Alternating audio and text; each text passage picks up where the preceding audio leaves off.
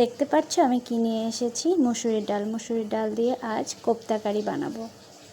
দুটো আলু নিয়ে নিয়েছি, একদম বড় সাইজ আলু।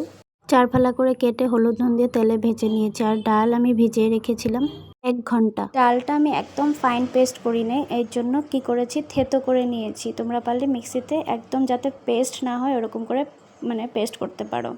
গ্রেভিতে দেওয়ার জন্য দুটো লঙ্কা আমি থেতো করে নিয়েছি।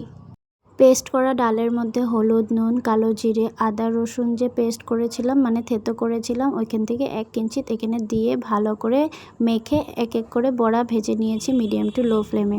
কড়াইতেই তেল আবার দিয়েছি গ্রেভির হিসাবে, দিয়ে দুটো পেঁয়াজ স্লাইস করে কেটে রেখেছিলাম অ্যাড করে সফট হতে দিয়েছি। সফট হয়ে আসলে একটি পেঁয়াজ গ্রেট করে রেখেছিলাম ওটাও অ্যাড করে দিয়েছি। তারপর কিউব করে রাখা টমেটো অ্যাড করে মশলা, ধনের গুঁড়ো, জিরার গুঁড়ো, হলুদ গুঁড়ো আর পরিমাণ মতো নুন দিয়ে আলু যে ভেজে রেখেছিলাম অ্যাড করে নিয়েছি। মশলার সাথে কষিয়ে থেতো করে রাখা আদা রসুন 1 চামচ দিয়েছি, দিয়ে থেতো করে রাখা লঙ্কাও অ্যাড করে দিয়েছি। মশলার সাথে কষিয়ে নিয়েছি, লঙ্কার গুঁড়ো অ্যাড করেছিলাম।